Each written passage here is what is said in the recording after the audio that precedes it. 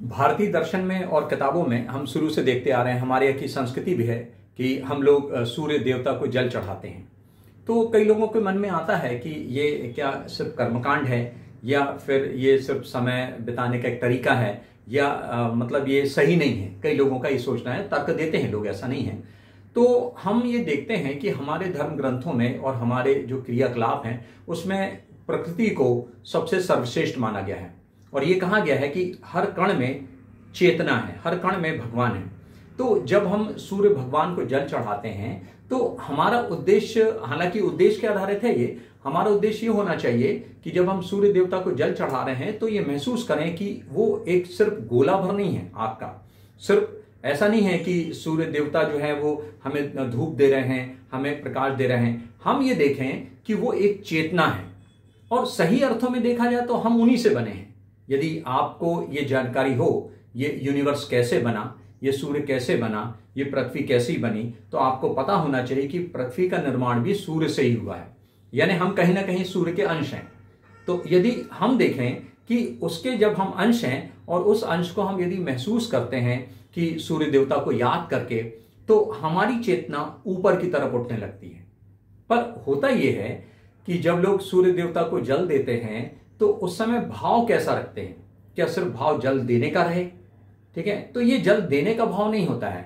Actually में ये समर्पण को दिखाता है कि भाई सूर्य भगवान है, देवता है, चेतना है, तो हम उनके प्रति समर्पण दिखा रहे हैं। तो ये समर्पण हमारा सिर्फ जल देने तक नहीं होना चाहिए, ये समर्पण हमारा पूरी आत्मा से, भाव से, विचारों से, है ना, ये पूरे मन से होना चाहिए। तो जब हम जैसे ही सूर्य देवता को जल देते हैं तो हम ये भाव कर लें कि उनकी शक्ति, उनकी कृपा, उनकी चेतना हमारे में भीतर में प्रवेश कर गई है।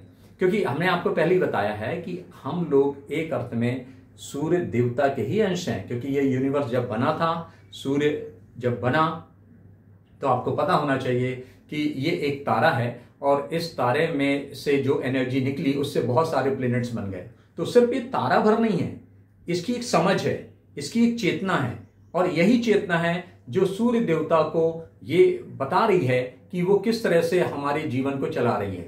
आप खुद देखेंगे कि सूर्य के कारण ही पूरा जीवन पृथ्वी पर चल रहा है। एक पल के लिए यदि सूर्य हमके पास आ जाए हमारे, या थोड़ा सा दूर हो जाए, तो पूरा जीवन समाप्त होने लगेगा। और यदि सूर्य की गर्मी हम तक ना पहुंचे तो क्या आपको लगता है कि हम जी पाएंगे? कोई भी नहीं जी पाएगा। इतना जो वातावरण देखते हैं, इतना जो पेड़ पौधे देखते हैं, इतना जो हम सारा सिस्टम देख रहे हैं, पूरा इकोसिस्टम है, पर्यावरण है ना, नदियां हैं, पेड़ पौधे से लेकर नदी से लेकर पहाड़ तक, ये सब कुछ कहीं ना कहीं सूर्य देवता की जो चेतना है, जो शक्ति है, उसके आधार पर है।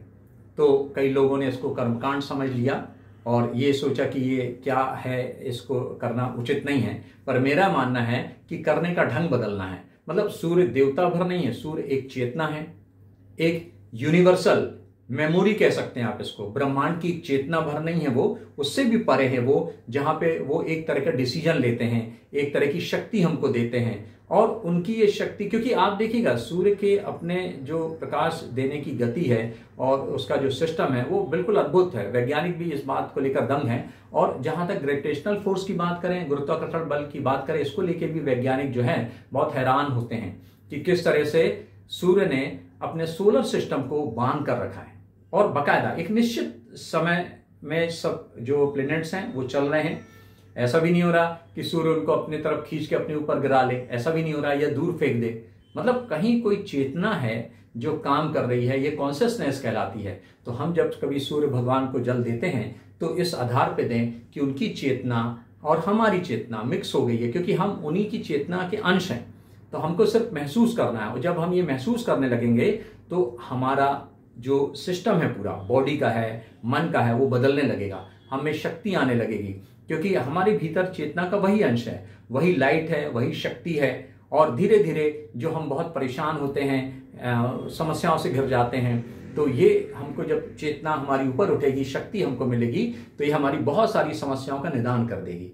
तो इसलिए मित्रों, आज ये ध्यान रखिएगा कि आप जब कभी सूर्य देवता को जल चढ़ाते हैं तो सिर्फ जल चढ़ाने की प्रक्रिया ना देखें, आप सूर्य भगवान को एक चेतना का रूप समझें और उस चेतना को कुछ पल के लिए अपने भीतर महसूस करें। और जैसे ही आप महसूस करने लगेंगे तो आप देखिएगा कि कितना बड़ा परिवर्तन आप में चालू हो जाता है। और सूर्य भगवान सिर्फ हमको धूप भर नहीं दे रहे हैं, प्रकाश भर नहीं दे रहे हैं, वो पूरा जीवन दे रहे हैं। तो वैसा ही जीवन हम भी दूसरों को दें। तो ये जो पुण्य का काम है, जो ये चेतना के बड़े उच्चतम स्तर का काम है, ये काम हमको भी करना है। और फिर देखिए आपका जीवन कैसे बदल सकता है। धन्यवाद।